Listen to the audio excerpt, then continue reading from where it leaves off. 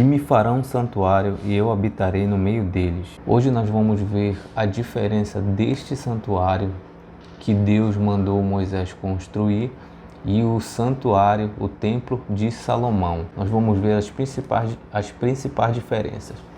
Mas por que é importante entender esse tema do santuário e o templo de Salomão, né? No caso, nós vamos compreender sobre a verdadeira igreja, sobre o verdadeiro templo de Deus no Novo Testamento.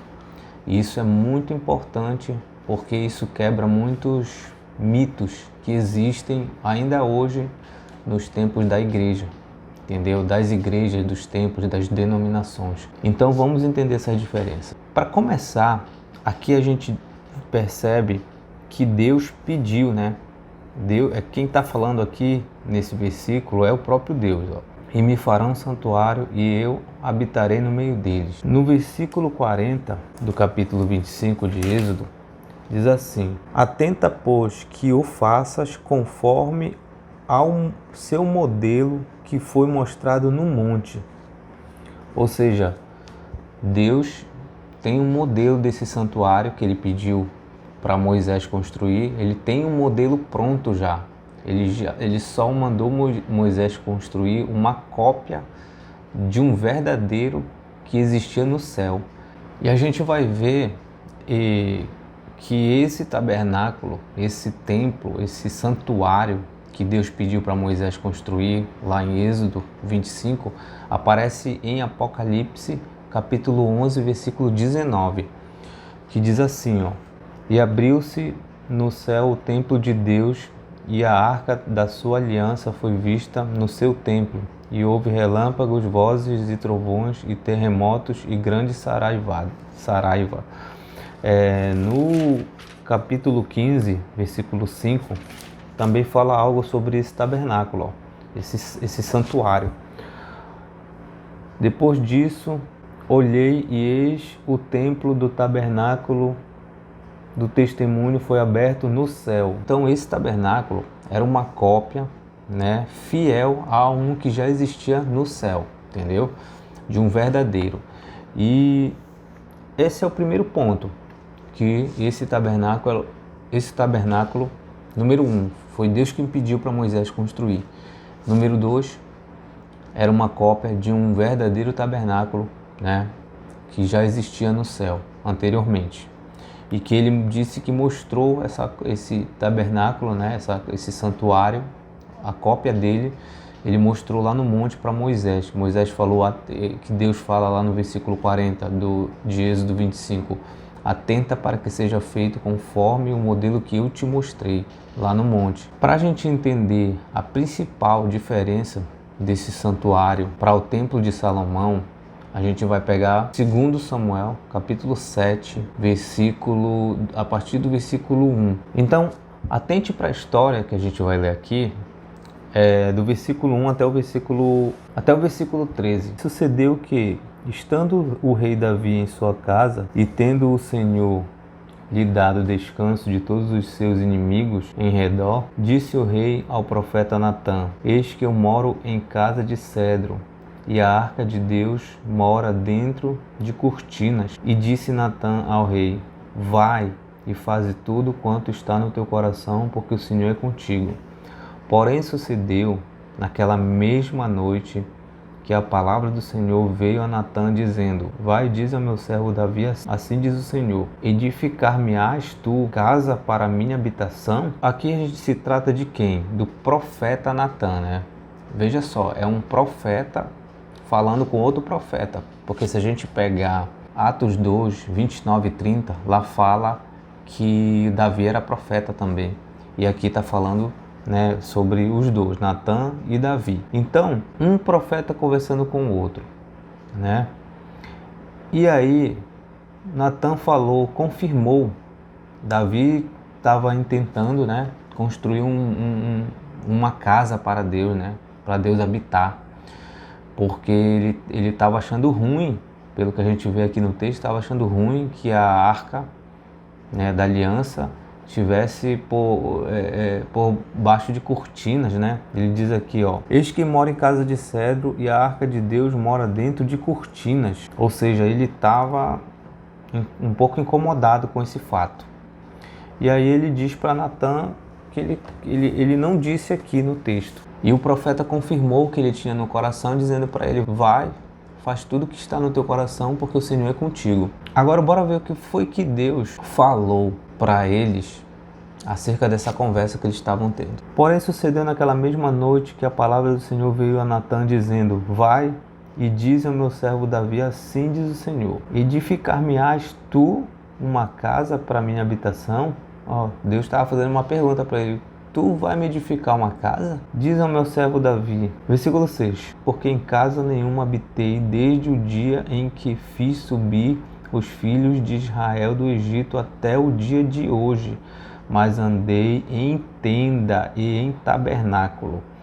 Ou seja, existe uma diferença aqui, a gente percebe pelo texto, entre casa, né, algo fixo, algo assentado só num lugar, e tenda, tabernáculo, santuário, entendeu?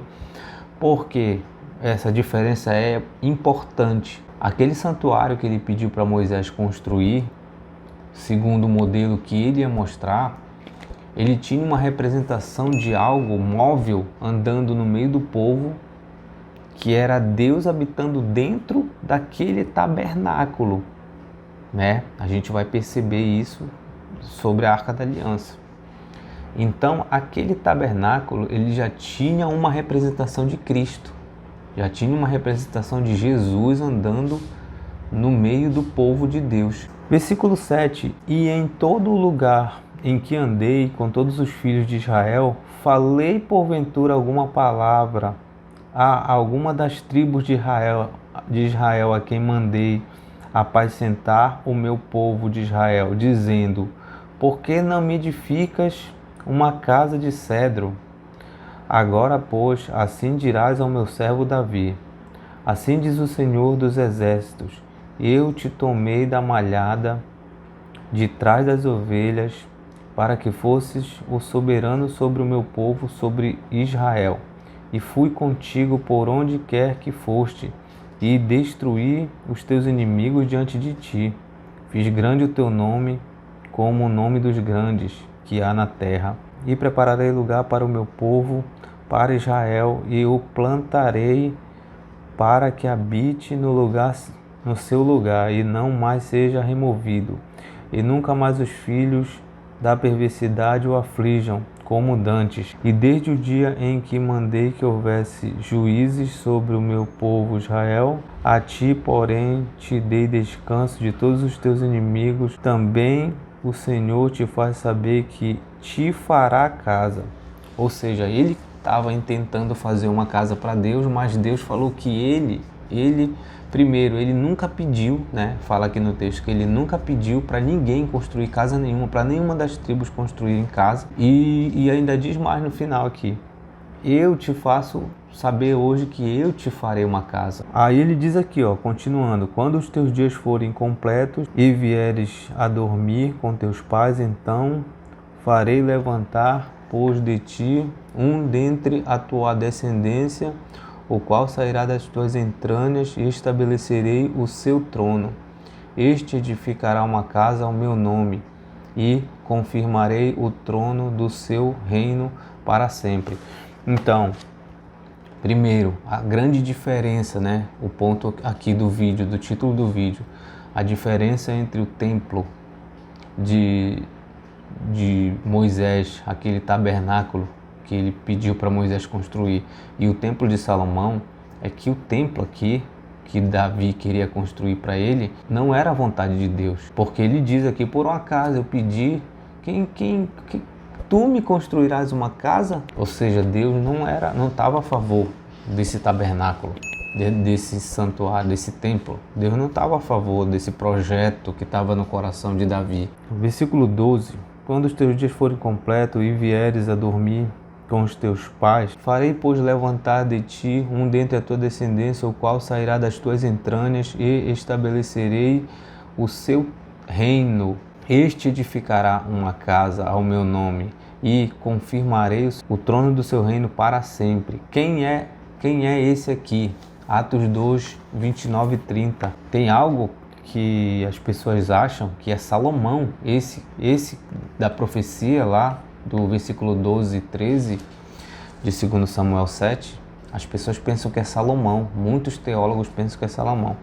Mas olha só, e aqui em Atos 2, 29 e 30, o que diz: Homens e irmãos, Pedro falando, homens e irmãos, seja-me lícito dizer-vos livremente acerca da palavra do patriarca Davi, que ele morreu e foi sepultado, e entre nós está até hoje a sua sepultura.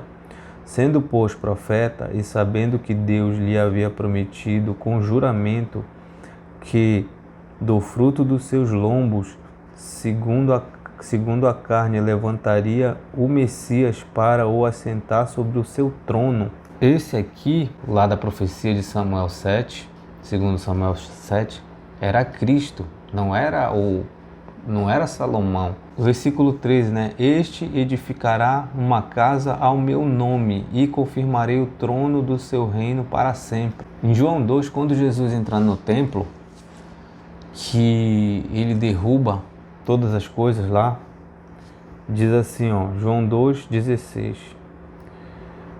Disse aos que vendiam pombos, tirai daqui estes e não façais da casa do meu pai casa de venda. Responderam, pois, os judeus e disseram-lhe, que sinal tu nos mostras para fazeres isto? Jesus respondeu e disse-lhes, destruí este templo e em 3 dias o levantarei. Disseram, pois, os judeus, em 46 anos foi edificado este templo e tu o levantarás em 3 dias, mas ele falava do templo do seu corpo. Do templo da profecia de 2 Samuel era o próprio Cristo, sendo o tabernáculo, andando entre os homens, que ele habitaria entre os homens. Números 10, 17 e 21. E então desarmaram o tabernáculo, e os filhos de Gerson e os filhos de Merari partiram levando o tabernáculo. Versículo 21. Então partiram os coatitas levando o santuário e os outros levaram o tabernáculo enquanto estes vinham. O santuário era móvel, por quê? Porque ele representava Deus andando no meio do seu povo, que era a mesma coisa que Jesus andando no meio do seu povo. Se você pegar Colossenses 2,9, diz assim, porque nele habita corporalmente toda a plenitude da divindade. Ou seja, Deus em forma plena, na sua plenitude, habitando em Jesus Cristo aqui na terra. Isso era uma representação do tabernáculo. Mas e aí, como é que fica o templo de Salomão? Qual é a representação do templo de Salomão? Porque, pelo que a gente viu, Deus não queria esse templo de Salomão. Inclusive, ele repreendeu Natã e Davi. Aí alguns podem dizer assim, não, porque não era para Davi fazer esse templo, mas sim para Salomão fazer. Por isso que Deus repreendeu. Não, mas o texto não fala isso.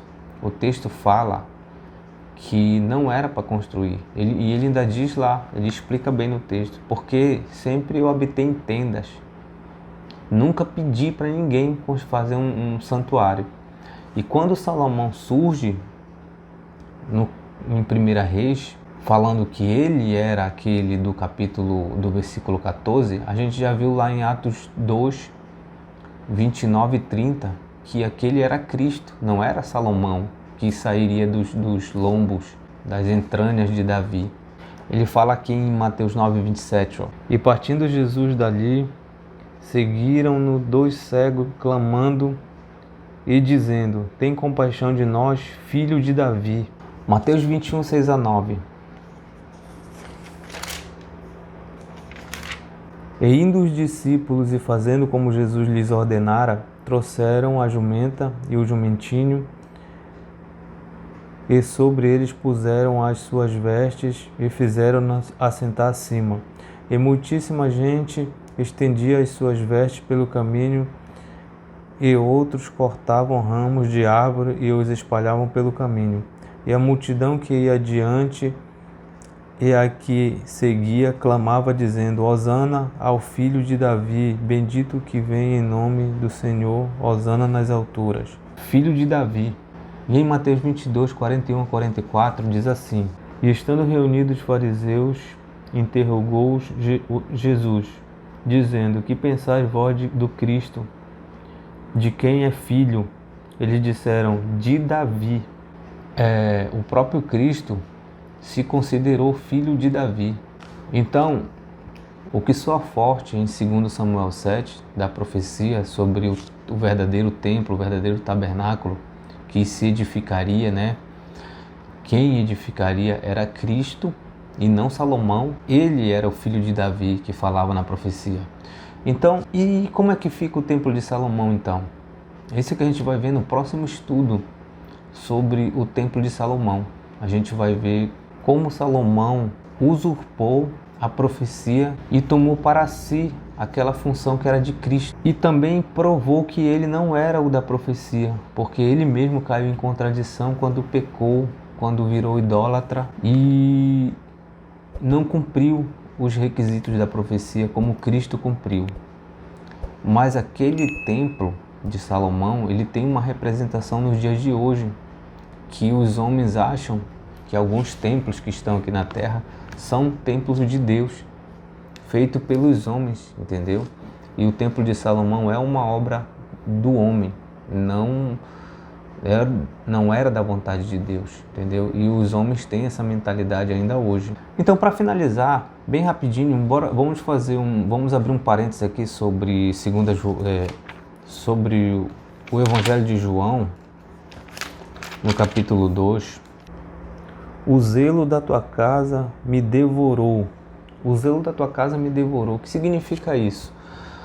Primeiro, a gente tem que entender que os cambistas, os que vendiam pássaros e faziam da casa de Deus, né?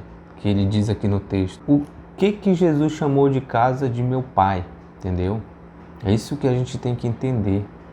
Porque logo depois Jesus falou: destruirei esse templo e construirei em 3 dias, e reconstruirei em 3 dias, que ele estava falando do templo do próprio corpo. Mas aqui está dizendo, né? O zelo da tua casa, tirai daqui, não façam da casa de meu pai casa de venda. Por que ele estava falando isso?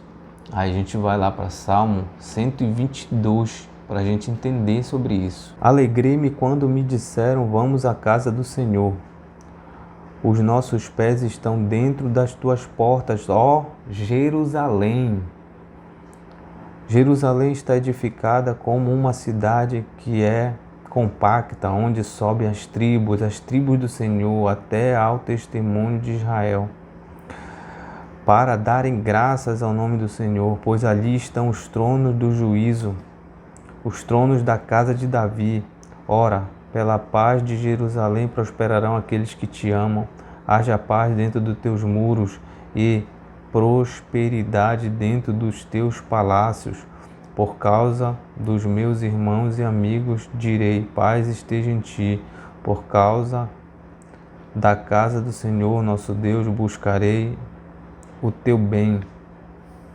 Então Jerusalém é o que ele disse: não façam da casa do meu pai, até porque eles não estavam dentro do templo quando Jesus falou isso. Eles estavam no pátio, na parte de fora. Então foi mais por causa de Jerusalém que eles falaram isso. E quando Jesus lamenta, lá em Mateus 23, ele fala: Jerusalém, Jerusalém, tu que matas os profetas e apedrejas os que te são enviados. Ele está falando de Jerusalém. E quando os discípulos falaram sobre as belezas do templo em Mateus 24, que foi que Jesus falou: não ficará aqui pedra sobre pedra. Jesus não lamentou sobre o templo, mas Jesus lamentou sobre a cidade de Jerusalém, entendeu? E é importante a gente entender isso para que não se confunda o templo de Salomão, ou aquele templo fixo, entendeu?